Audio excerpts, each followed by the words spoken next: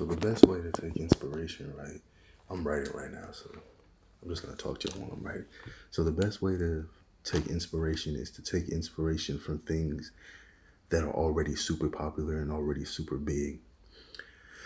Things such as like Harry Potter and Star Wars and things like Dragon Ball Z, Lord of the Rings. You want to take inspiration from those big stories, but you want the inspiration to be a certain way. You want it to be a good inspiration. You don't want it to be just a straight up copy, because if it's a straight up copy, it's not gonna look good.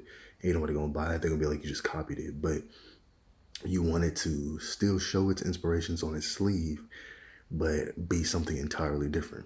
So let's break this down even more. When you look at Sonic, Sonic is inspired by Star Wars. It's inspired by Mario. It's inspired. Sonic himself is inspired by Mickey Mouse, and it's inspired by Dragon Ball Z. I mean, all of the similarities are there.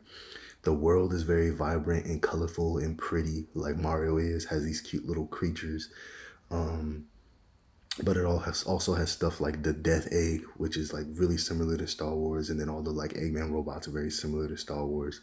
But Eggman makes 1,000 different types of robots. Like he'll have like bug robots, but then he'll have like giant robots that look like something you would see like in Gundam or Star Wars. And then the similarities of Sonic to Dragon Ball Z is like super obvious. I mean, Sonic can go Super Sonic, he turns gold. Goku turns Super Saiyan, he turns gold. Knuckles is very, very like Piccolo. He's so much like Piccolo because he's literally like a guardian. I mean, he has his own floating island. Kami and Piccolo usually are on the lookout. They Knuckles guards the 7 Chaos Emeralds and the Master Emerald. Not Knuckles. Piccolo, you know, the Namekians created the Dragon Balls. They have their own like ancient tribes. Of course, the tribes are different. Like Piccolo's tribe is more like a Buddhist kind of tribe. They be drinking water and they're very like relaxed and calm, and they're basically asexual, and there's only males. And the Knuckles tribes is more like an Egyptian kind of tribe or a Jamaican type of tribe, which I really like. But the similarities, you can see the similarities there. They both have deep voices. And then, Sonic is very similar to Goku, very carefree. Uh, you know, Sonic likes to run, Goku likes to fight. Like they're slightly different, but they're pretty similar. And then you have characters like Amy's very similar to Chi-Chi. She has a temper like Chi-Chi does.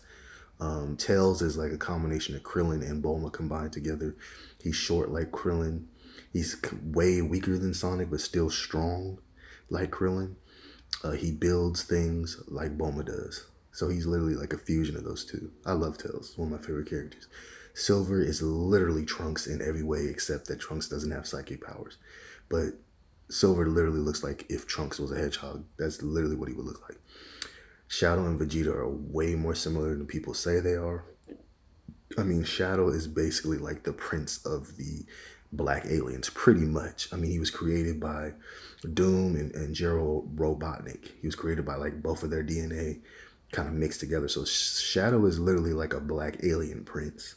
Like we don't talk about that enough. Like in Shadow the Hedgehog, he literally goes, one of the levels is like he goes on the black aliens like asteroid, and he like kills them all and fights them and stuff.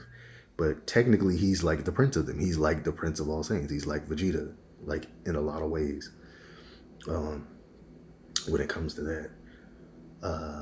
What else? His personality is a little different than Vegeta though. Shadow doesn't mind working with people. Vegeta is a little more serious and tries to do things alone even though he needs people's help. So there is a little difference there. Again, the characters are not one-to-one exactly the same, but there are similarities and you can see them. What else? Who else is there?